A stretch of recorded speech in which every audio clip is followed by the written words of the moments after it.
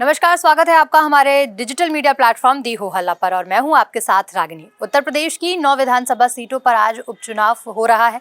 यहां पर मतदान लगातार जारी है सुबह से ही। और बात करी जाए तो मुद्दा जो बना हुआ है वो ये है कि आरोप प्रत्यारोप लगाए जा रहे हैं। आरोप प्रत्यारोप जो लगाए जा रहे हैं उन पे सबसे पहले सपा जो है लगातार ये आरोप लगा रही है कि चुनाव आयोग जो है जहां पर मतदान हो रहा है वहां पर जो उनके वोटर्स हैं उनको वोट नहीं देने दिया जा रहा है। कई तस्वीरें सामने आई हैं जिसमें देखा जा रहा है कि आरोप लगा रहे हैं कि वहां पर आधार कार्ड चेकिंग की जा रही है, पुलिस वाले चेक कर रहे हैं और बुर्के को लेकर भी कई तरीके के आरोप लगाए जा रहे हैं। बीजेपी भी लगातार चुनाव आयोग से डिमांड कर रही है कि जो बुर्के में महिलाएं आ रही हैं उनको जरूर चेक किया जाए, क्योंकि कई बार ऐसा होता है कि कई बार एक ही महिला 2-3 बार वोट डाल के चली जाती है। तो लगातार आरोप प्रत्यारोप का दौर जारी है। हम आज इसी पर चर्चा करेंगे। कानपुर में अगर बात की जाए, कानपुर की सीसामऊ सीट पर 15% जो है वो चुनाव मतदान हो चुका है और हमारे साथ यहाँ पर प्रतीक जी हैं हमारे साथ बात करने के लिए। उनसे जानेंगे कि सर, देखा जाए तो लगातार आरोप लग रहे हैं जी। कि मतदान हो रहा है वहाँ पर सपा और बीजेपी में। तो देखा ही है कि जिस तरीके से चुनाव के जो रैलियां हो रही थी तभी भी आरोप लग रहे थे और एक बार आज मतदान जब हो रहा है तब भी ये आरोप लगाया जा रहा है कि बुर्के को लेकर राजनीति हो रही है। बुर्के को लेकर कहा जा रहा है कि बुर्का जो पहन कर आ रहा है उनको चेक किया जा रहा है, आधार कार्ड चेक किया जा रहा है, पुलिस चेक कर रही है। इस पर क्या कहना है और इस राजनीति के पीछे की वजह क्या है? देखिए, राजनीति वहाँ से शुरू हो गई थी जब समाजवादी पार्टी की तरफ से इलेक्शन कमीशन को पत्र लिखा गया।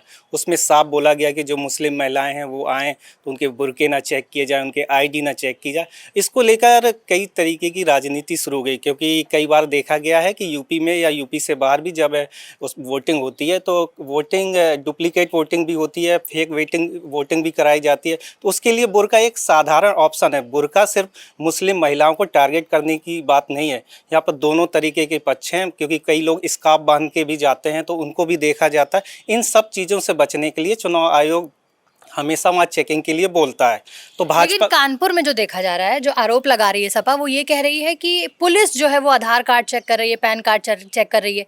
क्या ये उनको आदेश होते हैं कि पुलिस चेक कर सके? क्योंकि चुनाव आयोग ने भी एक पत्र लिखकर बयान जारी किया था कि चुनाव आयोग जो है वही जो उनके जो अधिकारी होंगे वही चेक कर सकते हैं आधार कार्ड, लेकिन पुलिस सिर्फ सुरक्षा के लिए है बूथों की। तो क्या ये सही है? देखिए, दो पहलू होते हैं। पुलिस का काम क्या होता है? पुलिस का काम होता है वहाँ पर जाकर व्यवस्था बनाना। और व्यवस्था कैसे बनेगी? पुलिस अगर किसी बूथ के बाहर खड़ी है तो वहाँ पर व्यवस्था कैसे बनेगी? उनको चेक करेंगे, लोग आ रहे हैं पूछेगी, और कुछ जो अराजक तत्व होंगे या ऐसे लोग होंगे जो मतलब कि माहौल बनाने के लिए विभिन्न पार्टियों की तरफ से पहुंच जाते हैं, बूथ देखने ही पहुंच जाते हैं, तो उनको कहेंगे आप साइड हो जाइए, हट जाइए। तो ये कैसे तय होगा कि आपने वोट डाल दिया नहीं डाल दिया? तो इसके लिए पुलिस चेकिंग करेगी। ये प्राथमिक काम है पुलिस का। हाँ, पुलिस आपको इस आधार पर नहीं रोक सकती कि आप आई कार्ड देखिए, आपका जो परिचय पत्र वो देखिए। ये काम तो चुनाव आयोग के अधिकारियों का है, लेकिन पुलिस का जो काम है तो वो प्राथमिक तौर पे वो आई कार्ड चेक कर लेती है। लेकिन अगर आप नियम से जाएंगे तो पुलिस को आई कार्ड चेक करने का अधिकार नहीं है, लेकिन एक व्यवस्था बनाने के लिए पुलिस ऐसा काम करती है। देखिए, कई वीडियो हमने देखे हैं, सिर्फ सीसामऊ सीट से ही नहीं, कुंदर की सीट है मुरादाबाद की, वहाँ से भी आ रहे हैं। मुजफ्फरनगर से भी कई ऐसे मामले सामने आए। मुजफ्फरनगर की मीरापुर सीट पर चुनाव हो रहा है तो वहाँ से भी मामले सामने आए हैं कि पुलिस जो है वो आई कार्ड चेक कर रही है और कह रही है कि आपका I card, Aadhaar card, voter ID जो है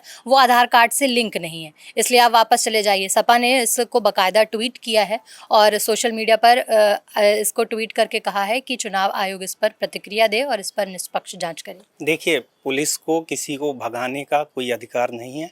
पुलिस सिर्फ चेक कर सकती है कि आप कौन है, आपको वोट डालना है, आप आगे आ जाइए, आपका वोट पड़ गया, आप पीछे हट जाइए। एक व्यवस्था बनाने के लिए पुलिस काम करेगी।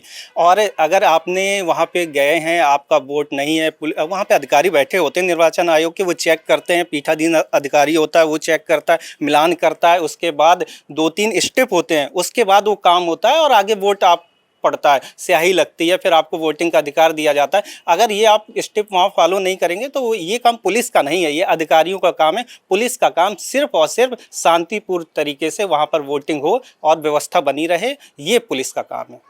तो शांति व्यवस्था बनाए रखने का काम पुलिस का है और पुलिस अपना वो काम बखूबी निभा रही है, ऐसा प्रतीक जी का कहना है। जिस तरीके से देखा जाए तो जाहिर सी बात है कि चुनाव आयोग के जो अधिकारी होते हैं वही ये चेक करते हैं कि वोटर आईडी आधार कार्ड से लिंक है या नहीं लिंक है, वो उस व्यक्ति का आधार कार्ड है या नहीं। इस तरीके की तमाम प्रक्रिया जो है वो चुनाव आयोग के द्वारा की जाती है, लेकिन शांति व्यवस्था का काम जो है वो पुलिस का है। तो पहली जो चीज़ें हैं वो पुलिस अपने आप पहले ही चेकिंग करके, ताकि अराजक तत्व इसमें ना देखा जाए। तो कई ऐसी तस्वीरें सामने आई हैं, जैसे कि मुरादाबाद की कुंदरखी सीट पे जो है चुनाव हो रहे हैं, वहां पर ये भी देखा गया है कि लड़ाई झगड़े भी हुए हैं। मुजफ्फरनगर की जो मीरापुर सीट है वहां पर पथराव हुए हैं।